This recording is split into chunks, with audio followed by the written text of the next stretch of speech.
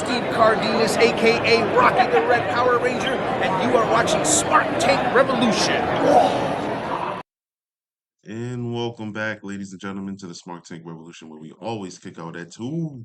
I'm your host, flying solo, the benevolent, intelligent Mr. Donnie. Wonderful, back at you with another video, another tangent, another random thought process that crossed my mind, and I've been thinking about this a lot lately. And I decided to plug in the mic while I'm in the old office. So you hear the echoes of these hollowed walls, and this classifies as work. So we're going to get right into it. And ladies and gentlemen, today I'm going to talk about the new generation. In contrast to the attitude era, there's been a couple of things that's actually sparked this thought process of mine. Um, and on our last video that was uploaded here, I believe it was the review that my esteemed colleague, Mr. Joey Business, did on um, what was it? Tribal Combat at SummerSlam. He did an excellent review, and he made reference to the Attitude Era, and then the Miz and L.A. Knight's promo together, where L.A. Knight called Miz what did he call him? An Attitude Era fanboy, and the Attitude Era is one of the greatest eras in wrestling. Wasn't the greatest though. And I'm not throwing darts or I'm not a detractor of the Attitude Era. I appreciate it for what it was. But I say this, and I know he passed away recently or earlier this year. Um, has anyone watched the Jerry Springer show lately? I make that correlation because in the 90s, about during the same time, that was like the Attitude Era. The Jerry Springer show was at the peak of its popularity. We all were watching it for the carnage and the pandemonium. But if you watch it today, it looks like an afternoon kid special. And I say that too because for on the dark side of the ring, 2000 Bash at the Beach episode, I believe it was revealed, and I've heard this through. I think I've heard Jim Cornette say this about Jim Russo, who also was one of the architects behind this incredible era of wrestling. That he used to write material and book creative based on was it Crash TV? I think it was called. I can't remember offhand, but yeah, it would have the shock, like like shock jock, shock value. For instance, another example I can think of at the top on the top of my head is Howard Stern. Howard Stern, the not, I don't think he's the original shock jock. That's where I heard it first. And I remember being a kid and I remember being in the 90s saying, man, yeah, this is really cutting edge. As to now, it again just seems like an afternoon special. He still does a great job, I'm pretty sure. I haven't listened to his show in a long time. I remember I used to watch it on E, and like my jaw used to be to the ground, like, hey, look at all this nonsense that's going on. I mean, in a good way. But yes, the Attitude Era had great stars in it. The Rock, Stone Cold, Taker, Foley, Triple H, you name it.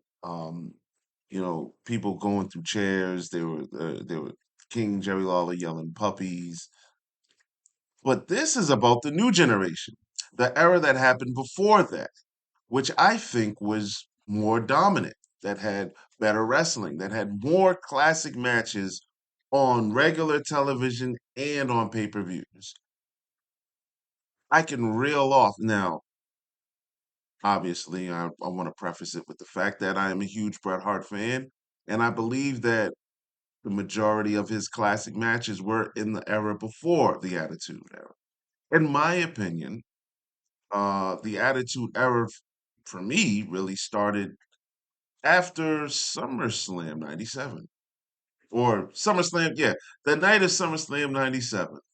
So we didn't get much of Brett in that because, as you all know, that he was gone the following November. So, with that being said, when you have arguably the greatest wrestler to ever lace a pair of boots in his prime with prime matches, I think that puts the new generation era high on a pedestal. Now, we can argue that the gimmicks were corny and cheesy. Um, everybody always rips the Mantar character, and our condolences to I can't think of his name, the wrestler that portrayed the Mantar character. I know he passed away this year too. So our condolences from the SmarkTank Revolution. But you had you guys remember the Phantasm? Mike Shaw, which was Bastion Booger, and Friar Ferguson, TL Hopper. Oh man, what was Tracy Smothers? I can't remember. What was Tracy Smothers? You had the Goon. There was a lot of there was oh my God, there was a lot of terrible gimmicks. I mean, I'm on the fence with Isaac Yankem, DDS, because I felt like even though, he was a quote unquote terrible dentist, his opening feud was helping Jerry Lawler battle Bret Hart. And that SummerSlam '95 match where he strangled him, I really thought he killed him. I remember being a kid and being traumatized by that. So, in my opinion, hey, Isaac Yankem, you know, is a dentist, but he got off to a good start. You get to work with Bret. I have no problem with that. But, the gimmick, yeah, whatever. So the gimmicks were cheesy. The gimmicks were corny, whatever. But the wrestling wasn't. So where are we beginning this new generation from? I'm assuming that it has to have occurred sometime in 1992, towards the end of 92, or let's just say 93. Let's just say, for the sake of this video or audio that you're listening to, that the new generation started King of the Ring 1993. But we'll begin it with the death of Hulkamania. All right. So from 93 to SummerSlam 97. That little gap. Um, let's just talk about it. I mean, shoot. I mean, like 1994. There's a video on this channel where I'm discussing Bret Hart's 1994. Several classic matches happened in that year. You have the greatest opener in WrestleMania history, Bret versus Owen. Bret versus Owen again at SummerSlam. Shawn Michaels versus Razor Ramon, WrestleMania 10, ladder match for the Intercontinental Championship to become the undisputed Intercontinental Champion. Um, even on Raw, Bret versus the 1-2-3 Kid for the WWF title. Um, let's go into 1995.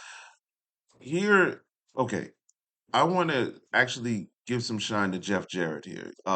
In my opinion, this was one of his best years in the WWF, and it was one of his best years of wrestling before he had the world title run in WCW. Because this Jeff Jarrett with the roadie, and when he was dealing with his Intercontinental title run, had some great matches. Even on Raw, had some phenomenal matches. They were really, really, really great. And even he has a classic match at In Your House with Shawn Michaels. 1995, Shawn Michaels versus Jeff Jarrett at In Your House. I think it's the second one. Go back and watch that. That was actually a great, great three count match on our rating system. Um, damn. The Hakushi, Bret Hart versus Hakushi. I mean, I can reel off a lot of Bret Hart matches. But I mean, the Shawn Michaels and Diesel when they were the two dudes with attitudes. That tag team brought a lot of intrigue on television. Razor Ramon, I think this was like towards the end of Razor. He had one more Intercontinental title run from Dean Douglas, and then he was out to WCW by the next year. But Razor Ramon was a star that can draw. The 1-2-3 Kid. There's a video on the Essentials on Sean Waltman, the 123 kid, who was the ultimate underdog. If you like guys like Darby Allen today, you would have loved Sean Waltman as the 123 kid back in the early 90s, early to mid 90s, especially when he was a baby face. When he was a heel, yeah, but like, the baby face, the guy that has to battle from underneath, who knew martial arts and incorporated that in his wrestling style. He was great. He was a great worker. Still is. People would say that Diesel was a low drawing champion. I disagree. I remember being there and and loving the fact that Big Daddy Cool was the champion. 7-footer. Come on, Vince loves like the big tall giants. Um, Bam Bam Bigelow was still there, the Million Dollar Corporation. You can watch the Action Zone on Sunday, Superstars on Saturday, and Raw on obviously Raw on Monday nights, and you can be entertained with the mid card match, the main event match, whatever it was, and the opener, like the whole entire show. And I believe Raw was still just an hour back then, so we only had an hour of shows back then, but it was covered more in a journalistic style. It was presented that way, and we weren't so intrigued or enthralled in the storylines per se. We That helped a lot. Now that that obviously gave a plot and premise to why guys were wrestling each other, but in the end, you watched the wrestling. You watched the wrestling. You know what I'm saying? So I felt even then that one of the great things about the Attitude Era coming off the New Generation era is that we were still watching the wrestling, yes, but those backstage segments and the language that they were allowed to use and the promos that began to take precedence over the wrestling. And so the formula of Raw was really derived from the Attitude Era, where at the time it was a 2-hour show, so you already know you want to tune in to the first quarter of it because you're gonna have the promo that's going to set the pace of the entire night in the beginning. And then there's going to be references to it, and of course there's all kinds of segments. Again, I am a fan of the Attitude Era, and I think the Attitude Era was great for wrestling. But I think that when we talk about and discuss these classic matches and reason why we fell in love with wrestling itself, unless I'm speaking to a younger millennial or someone in their 20s, I think that most of us, and I see the age demographic of our listeners here and our supporters, most of us are going to reference the golden era or the new generation era. Stone Cold Steve Austin versus Bret Hart, the first one. The match that was great, but nobody talks about it like they do for WrestleMania 13, and that's understandable. But even that match was great, great classic match, and the bulk of the new generation was carried by the Pink and Black Attack. So I guess that's why I like it so much. But let's be honest. Let's be honest. And when we discuss our reverence for this sports entertaining, sports entertainment, rather, professional wrestling, whatever you want to call it, of course, we always go back to those classic Stone Cold Triple H rivalries, Stone Cold versus The Rock, whatever the case may be, The Undertaker's versus Foley. I mean, hey, listen, there's no other era where the Hell in a Cell match could have had such an impact on us than the Attitude Era. I can understand that. I understand that. But in terms of how it's aged, are we talking about the material that we seen in that era with the same level of praise and putting it on the same status as we do for those previous classics that I mentioned? Hmm? Are we? Are we? again, we can acknowledge that the era was a great era in wrestling, which it was, and I'm not taking anything away from it. But what I'm saying is that mm, the new generation. All right, let's just go on and say it again. The new generation era is definitely highly underrated, and I think that the wrestling was superior than what we got in the Attitude Era. And again, as you know, and I say that cautiously because the Attitude Era was a fun era to watch wrestling. It definitely was fun. I loved every piece, every minute of it. But when I go back to the new generation stuff, when I go back to watching the Raws on from 1994, where the focus was the wrestling. And that's the reason why we fell in love with this sport. I can't help but say that the new generation era is highly underrated and often undervalued and underappreciated. Because a lot of the guys that are wrestling now today on both AEW and WWE rosters, New Japan, whatever, not New Japan. I'm telling you, when where they fell in love with wrestling began in the new generation. I'm willing to take a bet. Let me know what you guys think. Thanks for listening to my rant and tangent. Don't forget to like the video, share it to your friends that are wrestling fans, and if you're not subscribed, I invite you to subscribe. Thank you for listening. This was my rant on the new generation and the and the attitude era. Hope you like it. To the next one.